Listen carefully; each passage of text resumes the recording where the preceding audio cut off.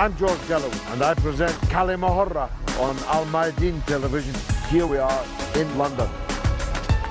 I speak my words freely, either in Parliament, on television, here on the streets of London. كلمة means free word. That's what I speak.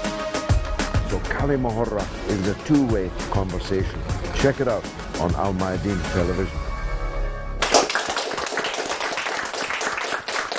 Welcome to كلمة with me, George Galloway, for Al Mayadeen television, coming to you from London, talking about Russia. I'm here in the studio with a group of distinguished experts and one or two enthusiastic amateurs like me. I believe that we are on the centenary of the most momentous event of the 20th century and of most centuries for that matter. In February/March of 1917, the first of the Russian revolutions occurred. The all-powerful Tsar or king was overthrown in a revolutionary upsurge in Russia. Russia at the time was sunk in the mud, the morass of the First World War, losing gigantic levels of men and material at the Eastern Front. It was the source of the deep poverty and immiseration into which the Russian masses had been plunged. Starvation was everywhere, and the people were revolting. And the king and the queen and their mad monk Rasputin, who was advising them, seemed to be on the verge of taking Russia to absolute destruction. A revolution occurred, the king was overthrown, a provisional government installed, and they attempted to hold the line. But the line had broken. The centre could not hold. And as we reached October/November of 1917, the second of the Russian revolutions on that year took place. And the provisional government was swept away. Lenin and his Bolsheviks, the Bolshevik wing of Russia's Social Democratic and Labour Party, seized power and began a transformation, not just of Russia, but potentially for a considerable period of time, the transformation of the world. Indeed, the transformation of humanity itself, because it was the Bolshevik project to create the new man. They failed. The system, in the end, collapsed, and the hegemony, for a time, of Western capitalism and its so-called democratic facade was prevalent. And we were told by Fukuyama it was the end of history. Even Fukuyama knows now that that's not true, and there will be other historic convulsions and other challenges to the status quo. But the one that was unleashed in 1917 was the most potent threat to date, the threat of an entirely different social, political, economic system, and one which attained universal attractiveness. The map that I used to have on my wall, optimistic, certainly, when I was a young activist in my teens, had a little red flag on all the countries that claimed to be followers of the Russian revolutionary model. And it was a sight to behold. It covered almost every part of the globe. And when Khrushchev, the Russian leader, told the United Nations that the Russian communist model was going to bury capitalism, it didn't sound all that outlandish. The Russians had transformed their country from a backward, rural, poverty-stricken mass into what seemed like the 20th century's fastest growing economic model. They transformed the scientific industrial base of their country sufficiently that they broke the back of Hitlerism in the Second World War. If it were not for the Russians, I'd be speaking to you now in German, except I wouldn't be, because I'd already have been shot dead for my political views, and nobody here in this audience would be allowed to express any kind of free thought or kalima horra, free word at all. And having broken the back of Nazism, of Hitlerism, they were the first in space, the first dog in space, the first monkey in space, the first woman in space, the first man in space. It was a happening revolutionary moment. Why did it fail? Is one of the reasons we'll be discussing here. What impact did it have on the Arab world? Is one of the things that we'll be discussing here this evening. And every one of you watching this knows that there are many things that have happened in the last 25 to 30 years would not have happened if the Russian Revolution had not collapsed in 1989. The first invasion of Iraq would not have happened. The second invasion and occupation of Iraq would not have happened. The destruction of Libya would not have happened. The attempted destruction of Syria would not have happened if there had still been a USSR as a counterpoint to American hegemony in the world.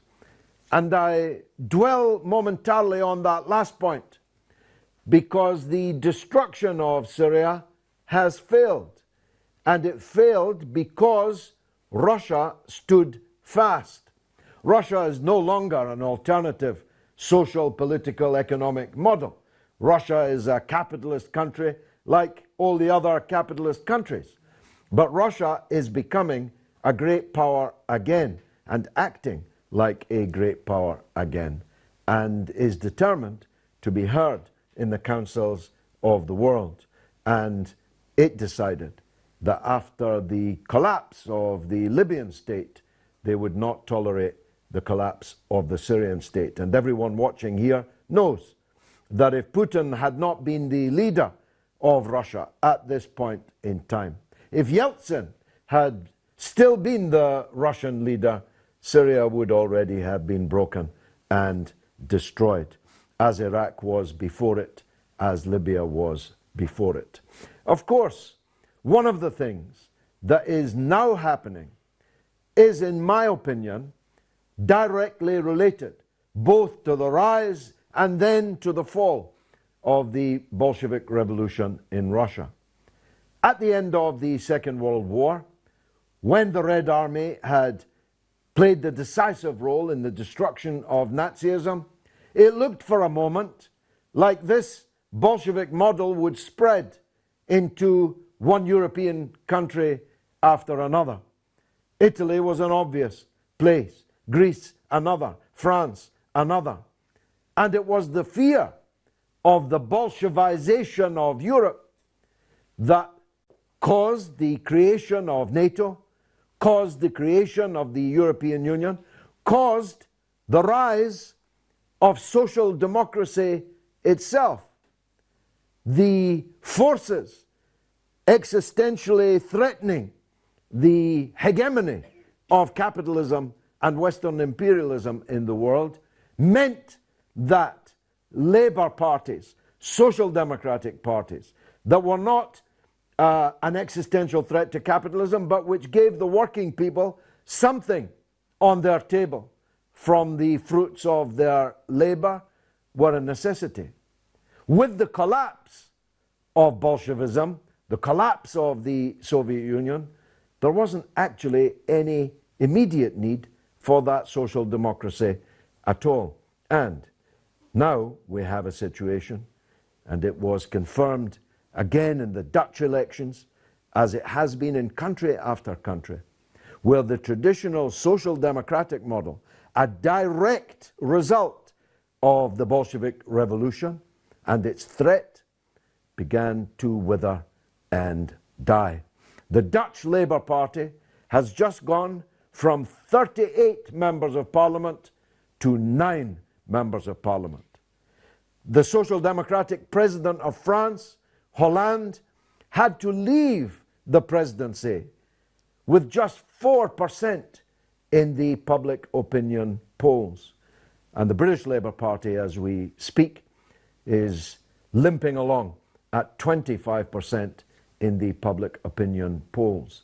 So it could be that a new polarization, a new dichotomy is opening up in the world. That's my openers. And now we'll hear from the experts and indeed the enthusiastic amateurs. Sir, you've got the microphone. What would you like to say? First of all, my name is Dr. Marcus Papadopoulos, and I'm the editor of Politics First and an expert on Russia. I'd just like to make some points before we delve into the discussion. First of all, the Russian Revolution demonstrated that anything is possible in life. The fact that a monarchical dynasty, the Romanov dynasty, which had ruled Russia for 300 years, was overthrown by its own people, was really an extraordinary achievement. And the second point we need to take into consideration is the legacy of the Bolshevik Revolution. The progress that was made in a relatively short period of time will go down in history as absolutely astonishing. And George already mentioned the role of the Red Army in the Second World War. Well, had it not have been for the industrialization that the Soviet Union went through in the 1930s, then it's very possible that the Red Army could have collapsed, because we mustn't forget that a cardinal reason for the collapse of the Imperial Russian Army in the First World War was the fact that it didn't have an armament industry capable of sustaining it, and that's the difference with the Red Army. So I think we need to bear that in mind, and I'm so thrilled that this is happening here today, because the discussions which I've observed on mainstream media in Britain have been, surprise, surprise, very negative towards the centenary of the Russian Revolution. And one final point I'd like to say is that Tsarist Russia did achieve some spectacular accomplishments, from the sciences to the arts to the military. But society in Russia at that time had terrible, terrible social injustice. And that is something that the Bolsheviks changed completely. At the beginning of the 20th century, something like 20% of the population of the Russian Empire was illiterate. By the end of the 1950s, the Soviet Union had achieved almost 100% literacy levels. That is something that should be told to people in the West, because generally speaking, they are ignorant of that. I just want to ask you, Marcus, the program of the Bolsheviks was astoundingly brief and powerful. It was 3 words: peace, land, bread.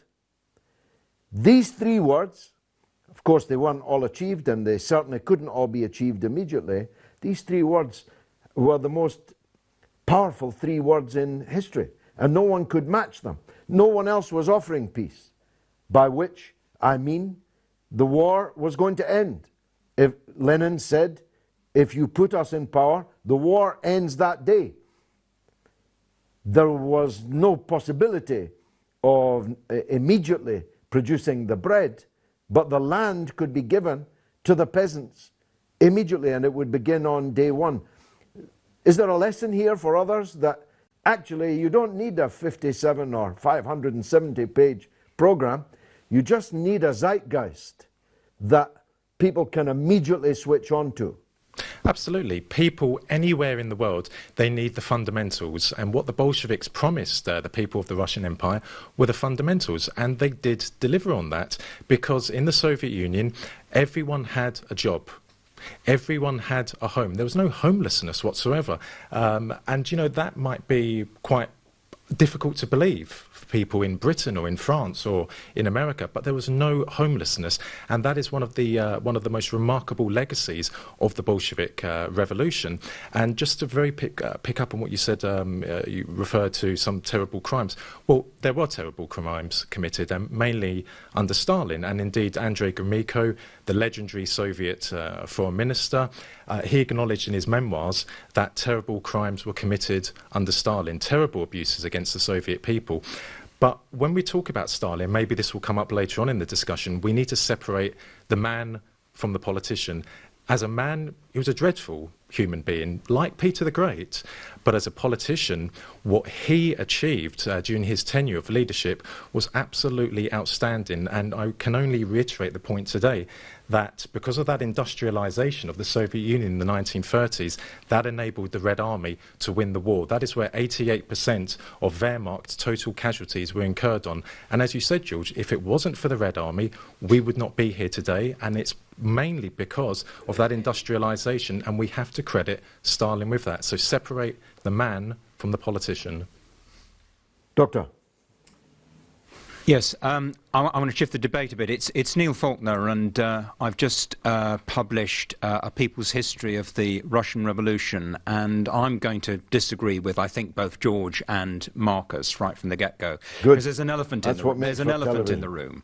And the reason why it is easy for the right to caricature the Russian Revolution as something which leads to dictatorship, which is what they basically do. They say that the Bolsheviks seized power in October in a coup and they created a dictatorship. The reason why they can do that is because a dictatorship was in fact constructed, and that dictatorship was constructed in the course of the 1920s, because there was another slogan in 1917 that was just as important as peace, bread and land. The other slogan that was just as important was all power to the Soviets. Not all power to the Bolshevik Party, all power to the Soviets. And what the Soviets were institutions of mass participatory democracy involving Bolsheviks and members of other parties and people who weren't in any party. The great mass of the Russian people, the workers, the soldiers, the sailors in Petrograd, increasingly the peasants, increasingly the soldiers at the front, were organized in assemblies that were exercises in mass participatory democracy. And the very essence of socialism is power from below. The very essence of socialism is mass participatory democracy, something much more radical, something with much greater potential for the transformation of the world than the kind of, you've described it as a kind of fake democracy that we live under now, and I agree with that. Liberal parliamentary democracy is a fake. It doesn't empower ordinary people, but the way you empower ordinary people is by replacing that with mass participatory democracy from below. And critical to what's happening in 1917 is you have a conflict between a provisional government which sees itself as creating a liberal parliamentary democracy, a representative democracy, and the participatory democracy of the Soviets. And when the Bolsheviks take power, they take power not as the Bolshevik Party, but they take power as the Soviet movement. Now, once that mass participatory democracy goes down to defeat, which it does in the course of the 1920s, socialism does not happen. You get something else. I think what you get is something that could best be described as state capitalism, but you certainly get a brutal, totalitarian dictatorship that puts millions of people in the gulags, that denies any democracy, that denies any discussion, that denies any opportunity for working class self-activity. Revolution, socialist revolution, working class revolution is about working class self-activity and the creation of a new world that is a socialist world that is attempting to achieve equality and sustainability and peace and democracy has to be based on mass participatory democracy. When that goes down to defeat in Russia in the 1920s, you have counter-revolution. Stalinism is counter-revolution. Well, you carefully use the phrase in the 1920s without being specific about when in the 1920s this course of action took place. You come from a Trotskyist tradition. Trotsky was still one of the leaders of the Russian Revolution for the first part of the 1920s. Lenin was still in charge in the very early part of the 1920s, but from 1917. When did this all start to go wrong precisely? At precisely the moment Trotsky was no longer in the power structure, at precisely the moment that Lenin died? When? Yeah, I think it's a process, George. And you see, and it's not really to do with the personalities fundamentally. It's not even to do with Lenin, Trotsky, Stalin. It's actually to do with the terrible terrible circumstances in which the Bolsheviks found themselves, at the head of an impoverished country, where the economy had collapsed because of the World War, the Revolution and the Civil War, where the revolution had been isolated, where the population in the cities had fallen to about half what it had been, where people were scrabbling just to keep themselves alive, just to keep themselves warm. You had an economic collapse that was absolutely catastrophic. Now, in that situation, the party-state bureaucracy, which is still in existence in the early 1920s, is the only force standing that can try and begin to pull things together. Now, I can completely understand how a majority of Bolsheviks who were part of this party-state apparatus were won by the argument that was being put by Stalin. The revolution is isolated, we're incredibly poor, we're deeply threatened by hostile capitalist powers. We absolutely have to prioritise economic production, building up our industry, creating our armed forces. And the only way you can do that, if your starting point is poverty, is by the exploitation of the working class and the exploitation of the peasantry. And if you're going to do that, you have to shut down democracy. None of that is attractive. None of that is something that any of us welcomes. It's a disaster if you're on the left, that those are the circumstances that the revolutionaries faced, but they are the circumstances. And it did destroy the revolution, and it did destroy the democracy, and it did lead to a dictatorship. And if we deny that now, what we do, this is the danger, we kill the idea that mass participatory democracy can transform the world. Well, I've been having these arguments for more than 50 years of my life, and I see I'm going to have to get engaged again. But there are many others, many other voices, because this is كلمة حرة.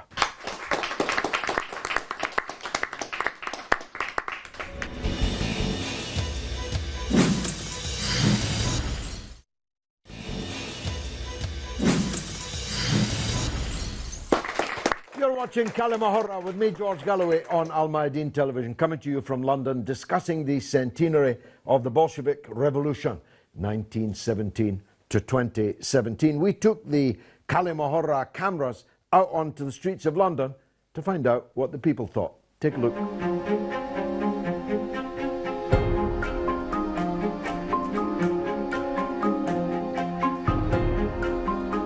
What do you know about the Russian Revolution and what lessons to be learned from it? Okay, so I think the Russian Revolution was in the early 20th century, and I think we can just learn about how society can change so suddenly and how after oppression people will react and how human nature can be quite twisted as well.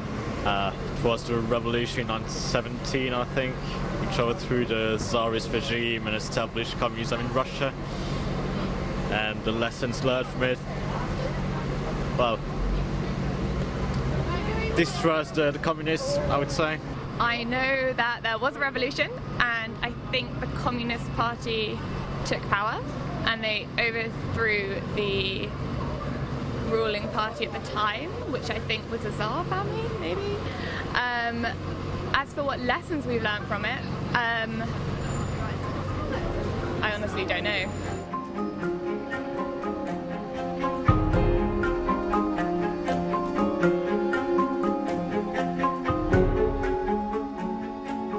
Do you think the Russian Revolution changed the world for the better or worse? In my view, for the worse. Do you think the Russian Revolution changed the world for the better or worse?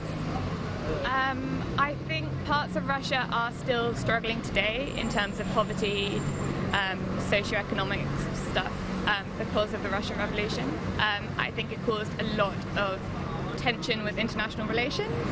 I think in a broader sense better, because you can see an alternative system at work, but then also in a sense for the worse, just a huge amount of loss of life and some of the atrocities that happened as a result of it.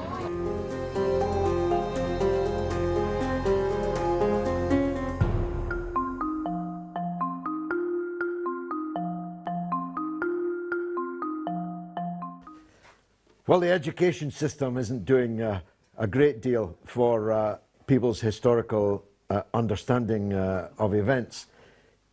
Caused international tensions is one way of putting it. Another way of putting it is that the powerful capitalist countries actually invaded Russia in order to overthrow the revolutionary government. And we're still there years later, including British armed forces. And then decades of subversion and hostility and confrontation. Because whether Neil is right or I'm right, the fact that there existed an alternative society which was ambitious enough to see itself spread across the world was a deep threat to the prevailing power in the world. But enough from me. Yes, sir, you've got the microphone. Go ahead. My name's Julian, and I just want to respond to what Neil said. And when he mentioned the elephant in the room, we can't pretend that the Soviet Union was perfect or that capitalism is perfect. I think Putin said once, anyone who doesn't miss the Soviet Union is heartless, but anyone who wants it back is stupid. So what's wrong with that? Quote. I haven't heard that before. I think I'm right on that one. I might have made it up, but it's a good quote. Well, it's anyway. a good one. It's mine now, wherever it came from. I said it. So what's wrong with having the Russia we have now? It can still be a counterweight to American imperialism without the gulags, without being an officially atheistic state. Well, I think that's a very good point, and you started with a pretty good quote. My take is that huge numbers of people in Russia and large numbers of people in the former Soviet republics miss the Soviet Union, wish that it could come back. Because I'll give you a quote that I learned just this week. Capitalism is a wonderful idea, but it just doesn't work in practice. Capitalism is a cataclysmic failure for most of the people in the world, including the majority in the richest capitalist countries in the world, in the United States and Britain, for example. Capitalism has stunted and impoverished and blighted the life chances of generations of people over centuries. On paper, in Adam Smith's textbooks, it might be a wonderful way to run a railroad, but in practice, it's not. So I think that Russia's foreign policy is broadly correct. I think Putin's domestic policy is broadly wrong. And the extent to which he is seeking to recover some of Russia's wealth that was stolen in the Yeltsin period and curb the power of some oligarchs, I support that. But the internal policies towards the economy and the society and so on, I don't support that. So Russia under Putin is better than it was under Yeltsin, but Russia before the downfall of the system was better than both, in my opinion. But let's hear from others. Yes, the lady on the end. Hello, my name is Daria and I'm a journalist and originally from Russia. I've been listening all the debates and I think honorable gentlemen making fair points on both sides. But I just wanted to say that Russian Revolution is extremely controversial event for Russian society and we still discuss it in Russia and there is no common opinion in this one. So on one hand, it was a great step forward for my country, but on another hand, it was a terrible tragedy, unavoidable tragedy. What I wanted to say that first of all, I think Russian Revolution gives the world social mobility. And living here in the UK for 6 years, I can feel a very big difference because in the UK, it's a very class system. In Russia, you still can move from one class to another. You can get education for free, very good education. You can get access to very good NHS service. Unfortunately, I do not see the same thing in the UK, although UK is much better from other perspectives. But main lesson I think the world should take from Russian Revolution is that if Russian people decide to change the government, in some way, or those who are in power, they can do it without any influence or advice from Western world, and they can do it very, very fast. And I think if we move forward, we should be very, very careful with that. What is the, I tried to infer, but I was unaware we had a Russian citizen in the room, so it's better we hear from you, your take. Is that quote from Putin broadly what people think, that if you don't miss the Soviet Union, you're heartless, but if you want it back, you're brainless? I think it's a very, very good quote. I never heard of it myself, but I really like it. I'm increasingly thinking he made it up. I think it depends on generation, and it depends on where you live in the country, because Russia is extremely big and the life people have is very diverse. I think all the generation, even generation of my parents, they definitely miss USSR in many, many ways. I don't think they want to go back, but they feel very nostalgic about that. And not because they were young at that time, because they can see how the world was changing for good for them. Young people, obviously, none of us would like to go back to the USSR. And I think it will be fair to remember Mr. Gorbachev, who I admire and respect the most among Russian politicians, who gave us this freedom of travel, and who was very brave to bring democracy to Russia. Unfortunately, he failed in many ways, but I think it was a great attempt. And just summarize what I wanted to say, yes, I think it is a fair quote. Russia doesn't want to go back to USSR, but there are definitely very good things which happened during USSR times. Well, let me say to you what I said to Mr. Gorbachev in Moscow just last year. I believe he was the worst leader that the Russian people ever had, and that he utterly destroyed and could have saved some of what was good about the USSR, about communist Russia. He did not have to collapse all institutions, all systems in Russia, and lead to the cataclysm that I put to Marcus earlier. The greatest fall in living standards in human history, the greatest rise in mortality, collapse in life expectancy, and so on. This is all Gorbachev's blame, in my opinion. I disagree with that. I think Mr. Gorbachev was a very, very good politician for my country. Unfortunately, things didn't work out, and we know what happened after all. But I think he was put down by some of Russian political elite, such as Yeltsin. And I don't think it's entirely his fault that USSR collapsed. And also we have to remember what was going on international stage. I think Gorbachev was very idealistic. He really believes in freedom, he believes in democracy, and he wanted to be friends with the Western countries. But unfortunately, I think you would agree with me, Western world put him down and lied to him when they said that if Berlin Wall... The Western world lying. Yeah. Well, imagine. When Gorbachev decided to get rid of Berlin Wall, Western countries promised him that NATO would never move any closer to Russia, and you know what happened now. Indeed we do. Gentleman on the end here. Hello, my name's David. I'm a retired person. I'm not a retired musician, and I'm just an amateur, as you say, as you are. However, I think you must consider that the Russian Revolution is really in two parts. The first part, from 1917 to around about the mid-20s, was the time of great hope and advances. Because tremendous cultural revolution. Exactly. The arts, the music, art in general, everything was really fantastic at that time, even though the situation was terrible because of the First World War, and then the armies of intervention caused enormous damage to the Soviet Union. However, when Lenin died in 1924 after a stroke, which he'd been brought on by an attempted assassination, Stalin took over.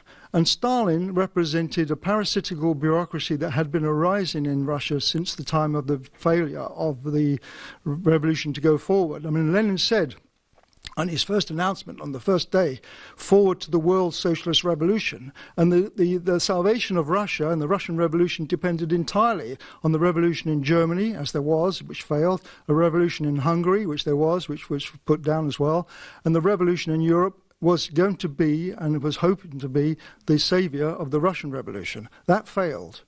And when Lenin died, the bank robber, Stalin, who was never an intellectual Marxist, was never a Bolshevik really, destroyed the Bolshevik Party from the top When to you the say bottom. he was a bank robber, do you mean he was stealing money from banks for himself or for the Bolshevik No, Party? he stole the money for the Bolshevik Party. He was put in charge of bank Not robbery. quite fair to call him a bank robber. Well, but he was never an intellectual Marxist. He was the intellectual hierarchy of the Bolshevik Party were Jewish intellectuals, of middle-class intellectuals, and they were great, sincere socialists. Stalin was never that, and Stalin was never intellectual. In fact, he was very jealous. That's one of his problems. He was jealous of the intellectuals within the Bolshevik Party. But when the failure of the revolution in Europe happened, or the revolution didn't occur, then the situation in Russia was inevitably going to be a downward spiral.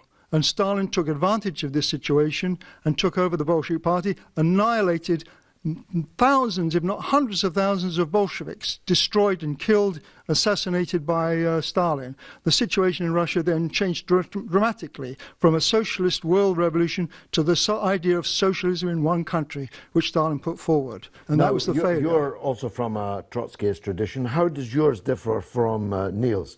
Do you agree with his analysis that what was created was state capitalist?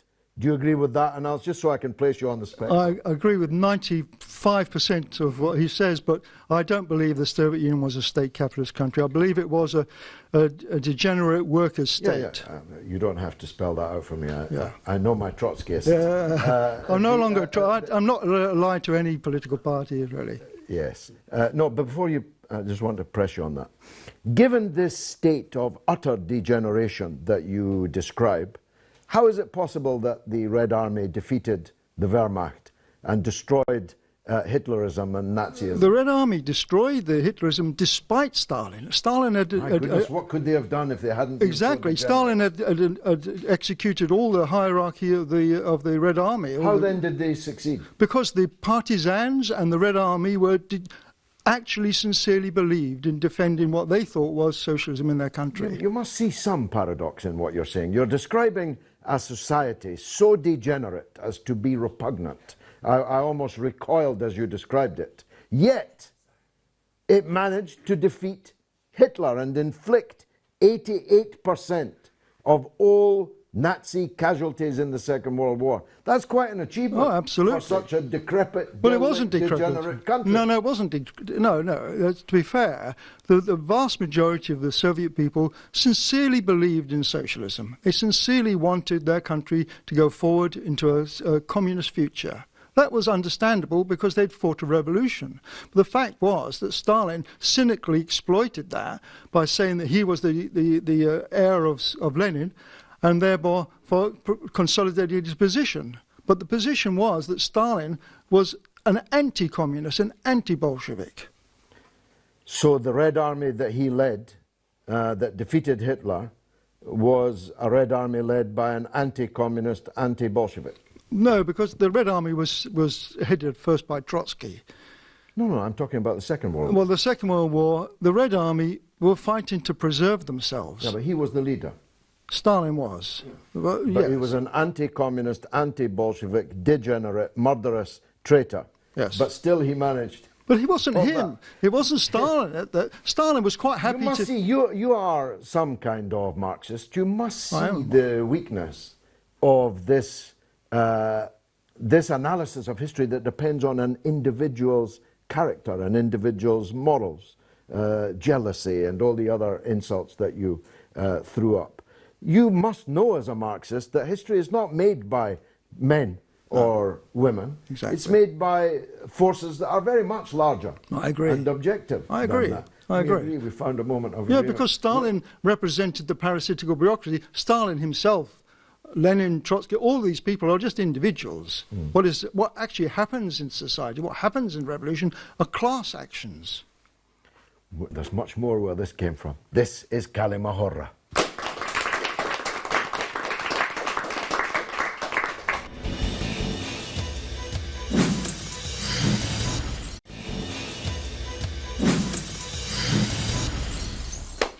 You're watching Kalima with me, George Galloway, on Al Mayadeen Television, coming to you from London, but discussing Russia and the centenary of the Russian Revolution.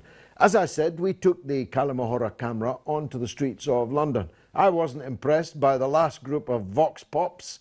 Let's see if we are impressed with the next.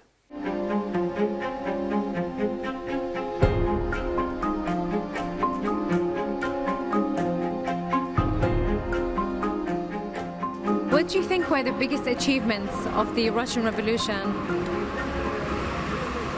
Trying to bring some equality to Russia and the surrounding countries, but in the end, I would say it failed utterly, but yeah.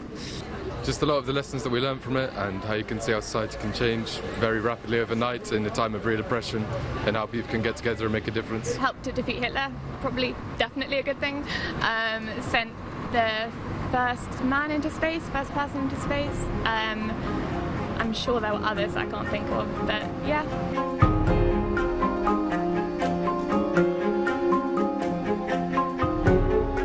Do you think the Russian Revolution has any meaning today? Yes, I think it was important. I think it paved the way for other countries to have a revolution. And obviously there are still countries which are communist socialist today, like Cuba. And I think the impact it had on international relations and on the population, the effects are still being felt today. Do you think the Russian Revolution has any meaning today? For Jeremy Corbyn, no doubt.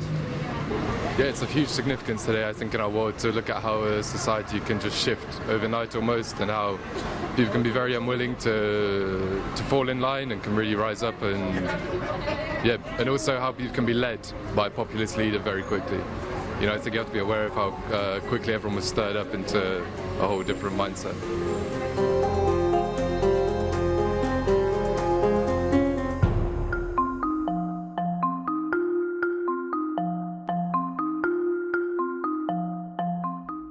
Blimey, make you despair. Gentleman there with the beard, forgive me describing you thus.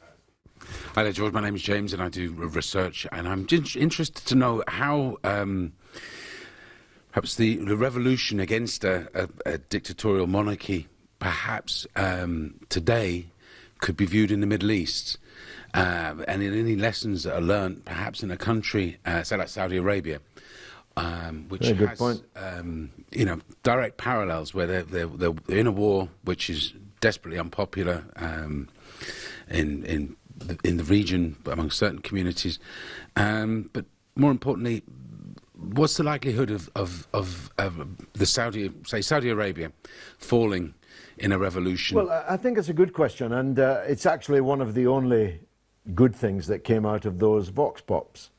A recognition of what Neil described earlier, of and Marcus for that matter, of how things can change quickly, how that which seems to be permanent and unassailable is actually not, and that if the right leadership and the right circumstances and conditions come along, even the mightiest of edifices can fall.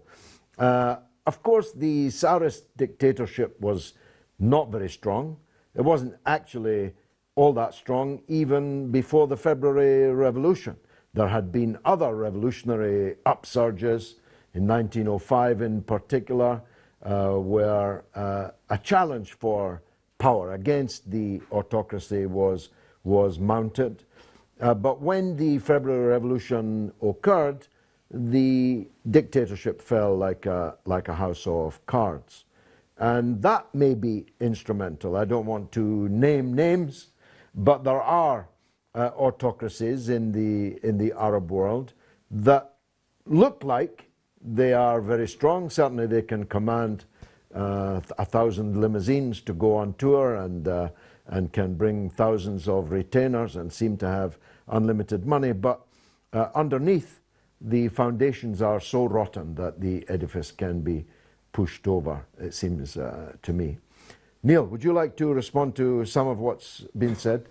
I was just going to pick up on this thing about the Second World War, where you were challenging David, and Marcus was also talking about it a bit. You see, the problem with the argument, it seems to me, is this, George.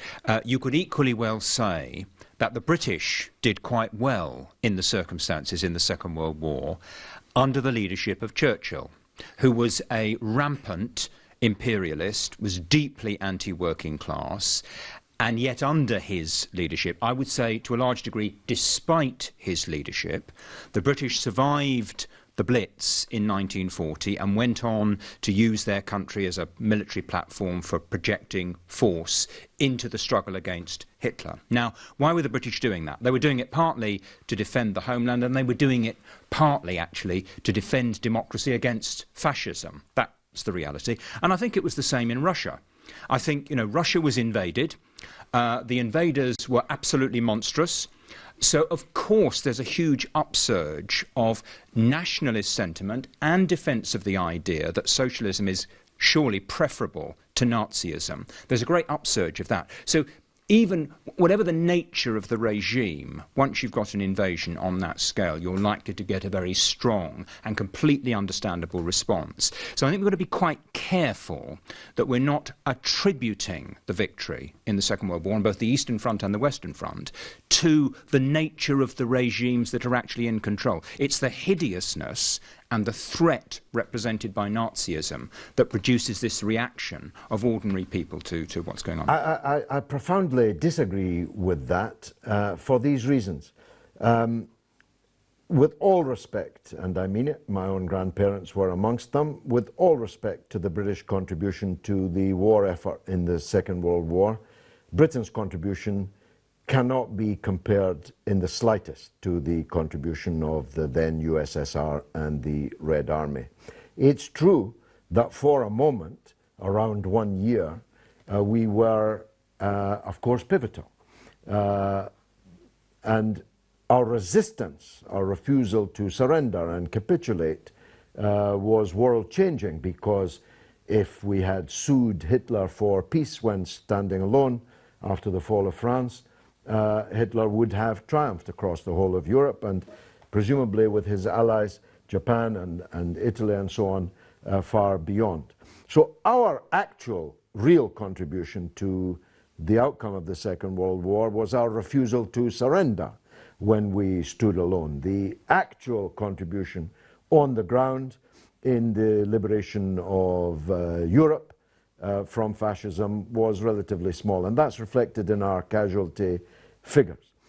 But more importantly, I disagree with you for this reason. Why did Iraq completely collapse when it was invaded by Britain and the United States? Because the regime was not strong enough, because the regime had objectively lost its way, lost its reason for being. The Ba'ath Party ideology had been bankrupted.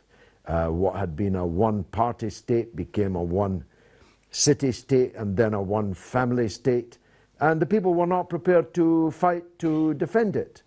They showed afterwards, after the occupation, that they would then fight the occupier, but they were not prepared to fight to defend the regime. Now, if the Soviet regime had been as you and David describe it, the people would not have fought. And moreover, if it had been such a failure, they would have had nothing to fight with. It was the armaments industry, the factories that kept on working and producing for the front, that made the Soviet people's resistance against Hitler's invasion successful in the end.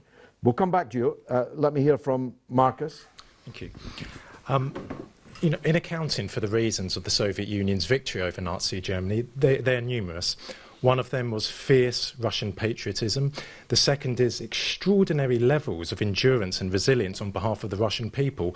No other people in the world, in my opinion, have that sort of endurance and that resilience that the Russians do. Also, the industrialization during the 1930s sustained the Red Army on the front. But also Stalin was a factor in that. Stalin remained in Moscow in December 41 when the rest of the Soviet government had fled to Kutuzov. Well, not fled. Okay, fled. Withdrawn. They moved. They went. Moved. And, the Red Army soldiers were told that Stalin is in Moscow. He is on the front line when the Germans were 12 kilometers away from the Kremlin. So we do need to pay Stalin some credit. And also, let's not forget, Stalin did say to Molotov, 43 or 44, the Russian people, of course, they're fighting for Russia, they're not fighting for communism. So we do need to bear that in mind. But if I can also just pick up on a point you made about Gorbachev, of course you're entirely entitled to your opinion about him, but the vast majority of Russians bitterly despise Gorbachev. He is the second most hated Russian leader, second only to Yeltsin. Now, I think Gorbachev's heart was in the right place.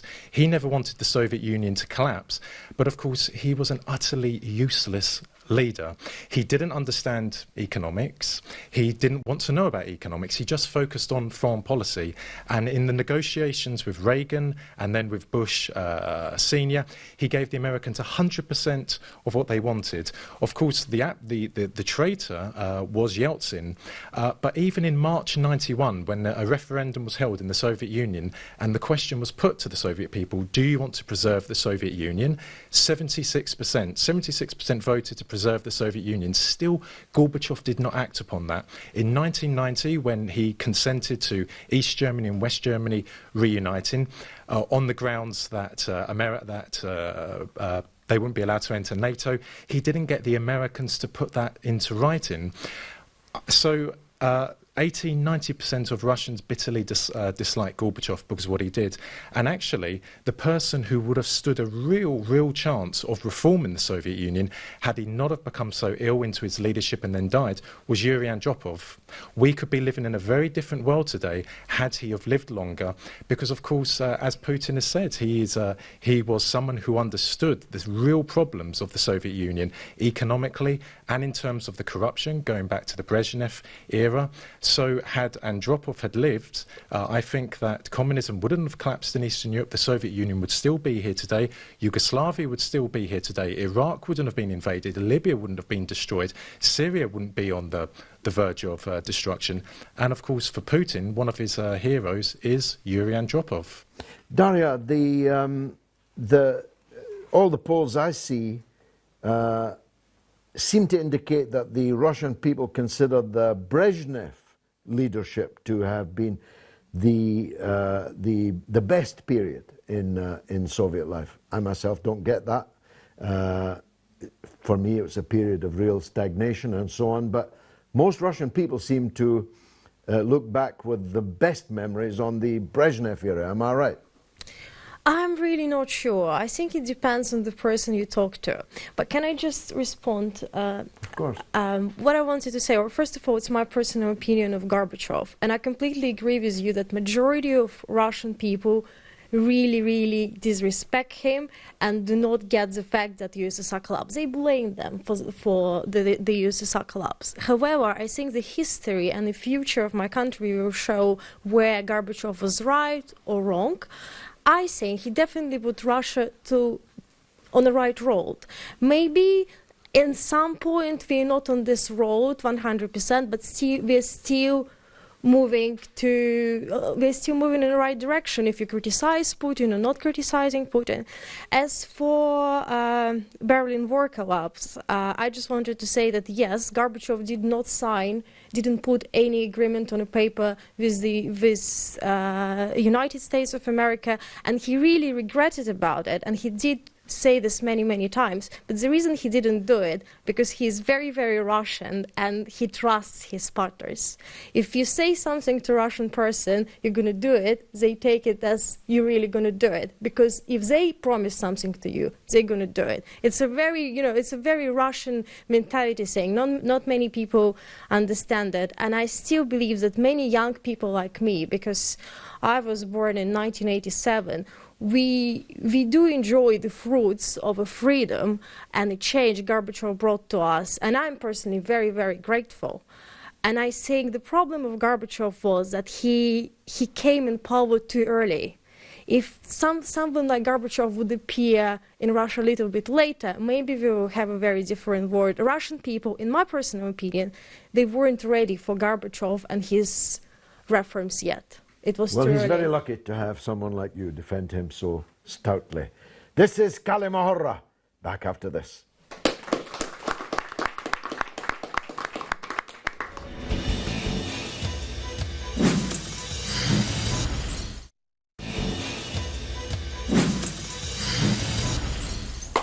You're You're watching كلمة with me, George Galloway, on Al Mayadeen Television. Well, it's a spirited discussion. We have many different strands of thinking here in the audience, and it's right that all of them should be heard. David, go ahead.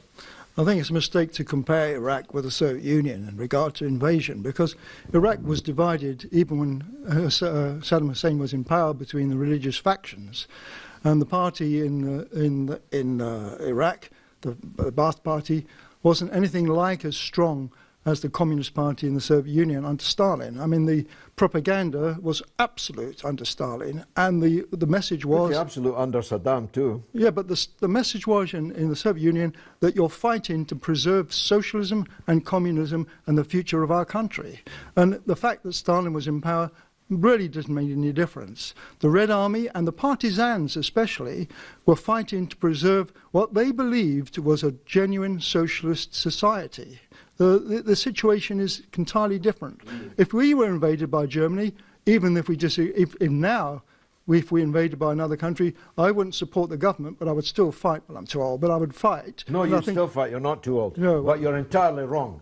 The Red Army were fighting a great patriotic war. As Stalin himself said, they're fighting to save Russia, not to save communism. If they'd been fighting to save communism, they almost certainly would have lost. They were the only reason why sacrifice on this scale, 26 million people dead in the Second World War, was because they believed they were defending their land, their mother, Russia. It was indeed a great and patriotic war. Now, it wasn't a war for communism. It was a war for self-preservation. I mean, when the Nazis invaded Russia, they swept into the country. They annihilated thousands, and in the end, millions of 27 million people died. They were fighting for their very lives. There were still some aspects of socialism, even under Stalin. Of course there was. And people really believed that they would one day reach the idea of communism. Even under Khrushchev they said this. Khrushchev said at one point, we will have communism within 20 years, and then he was ousted from power for saying such a thing. They wanted to have a society of communism, but under Stalin the propaganda was complete, and they were fighting for the Soviet Union, the country, and for Stalin himself, in the same way we fight for king and country or queen and country now, even though it's ridiculous. Let's take the young gentleman in the middle there. You're a politics student, sir. You must have some observation to make. I just want your opinion on one thing, something that my mum wanted me to ask you, just about the Russian influence on Afghanistan compared to the American influence on Afghanistan. Just your opinion on that. Well, of course, the Russian intervention in Afghanistan was the beginning of the end of the USSR, and it was intended to be. Brzezinski, the American foreign policy chief at the time, set out to create Russia's Vietnam, and Afghanistan definitely turned out to be that. There's a book quite recently published by a former British ambassador to Afghanistan. It's called Afghansy. It's just about a perfect summary of the forces that were involved and the policies that were crisscrossing East and West. Ironically, the Andropov that you talked of was completely against the Soviet intervention in Afghanistan, as I was myself, because he knew, and he was in a position to know, that the Soviet Union was not strong enough to prevail, and that the losses they would sustain there would undermine the state at home. And so, in that regard, at least, Andropov should have been listened to. Let's take the gentleman at the back. Yes, sir. So what I said, it's where is the United States of America in the whole period before the Second World War and after the Second World War? One thing. And the other, why did the Second World War start? Who gave the Germans funds, Hitler, to build up his army in order to be the person who is a threat to Europe and the world? Well, that's a very big subject at this late stage of the show. The United States was becoming the world's most powerful country in the 1930s, but was not yet the world's most powerful country, and its foreign policy was not yet the global foreign policy, the project of global hegemony over the world that it became. But it was utterly hostile to the existence of Soviet Union, as all these countries were. America helped in the intervention, the armed intervention. This is really important not to overlook this, that having overthrown the Tsar and then having overthrown the provisional government, the Bolsheviks were faced with ending the First World War, meeting the people's hunger for bread and demand for land, whilst the world's most powerful countries were invading them and continuing to fight on their soil for at least 5 years after the October-November events. This was unprecedented. Trotsky was still in the leading figure in the Red Army and made an enormous contribution. The Bolsheviks repelled all borders. And at the same time, as David acknowledged, a tremendous cultural revolution was taking place, not just in Russia, but its echoes were being heard in Berlin, in London, everywhere around the world. And this period was, I suppose, the worst of times and also the best of times in the Russian Revolution history. The USA got the bomb. You know, there's a great series, I don't know if you've seen it, called The Americans. Have you seen The Americans? The Americans is a story about Soviet illegals that are planted in America during the Reagan era, when there was still a competition, a meaningful competition for power and success in the world between East and West. I commend it to all viewers. You can get it on Amazon Prime. The gentleman at the back there. Hello, George. I just want to know, I came from Iran, and I just want to know, Iran and Russia always was involved together, and I just want to know, Iran always get damage from Russia, and I don't know why you think that. It's certainly true that Britain occupied half of Iran and Russia occupied the other half. Exactly. But the half that was stealing... And the revolution of Iran is... I just want your opinion. Revolution of Iran, do you think is inspired from Russia evolution or something? No, I don't, although the form was similar. A mass popular power overthrowing an apparently all-powerful dictatorship whose soldiers in the end were not prepared to die for the maintenance of the regime. They killed a lot of people in the revolution, but the point came, as it must in any revolution, where if there's 1,000 or 10,000 people in front of you and you've only got 6 bullets in your gun, you have to think twice whether you're going to fire those 6 bullets or not. Because once your bullets are finished, the people are going to tear you limb from limb. And the Shah's powerful force decided that they were not prepared to go on defending the regime. But of course, the content of the Iranian Revolution was very different from the content of the Bolshevik Revolution. The relationship now between Russia and Iran is very good. Not very bad, it's very good. And Russia has helped Iran to survive this long period of unjustified economic sanctions that the United States has imposed upon them. Please. Yeah, I know Russia always helped Iran, but also is getting benefit from Iran, you know what I'm saying. But it's not free. It's not free help.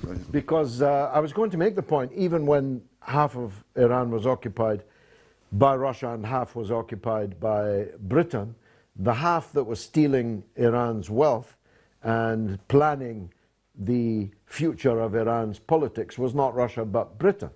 It was British petroleum that was stealing Iran's petroleum. It was the British government and the US government that planned to overthrow Mossadegh in the 1950s and reimpose the Shah, a kind of czar of the late 20th century. So I'm going to go around our front bench for a quick summary of what the lessons of the Russian Revolution 1917 are. If you could pass the microphone down. Now, it's only fair that we should hear quickly from the Russian guest, Daria. Yes, as I said, the lesson number one for me is that Russian people are totally capable in changing the power if they feel it's right. And I guess lesson number two, that any government should predict and analyze the situation in advance and make changes, and don't wait for people to make a revolution. Marcus? I think the legacy of the Bolshevik Revolution is overwhelmingly positive. It gave people, ordinary people, the most important things in their lives. It gave them full employment, full housing, free healthcare, free education and affordable transport. And that is something that many people in Britain and elsewhere in the West need and relish today. Neil, author of the People's History of the Russian Revolution, final word to you. Well, in a period where we are looking at the film of the 1930s running in slow motion across the world, what the Russian Revolution does is it shows us what the fantastic, transformative power of ordinary people is when they organise themselves democratically to fight for a better world. That's a very important lesson for now. Do you think, in historical terms, do you think 100 years from now, the Russian Revolution will be seen in any more sympathetic a light than it is today? We saw from the Vox Pops the towering ignorance, in fact literal ignorance, i.e. not knowing what you're talking about, and the ignorance of having a completely skewed interpretation of it. Is that likely to change, or are we doomed as a people to just allow historical periods like that to pass into obscurity?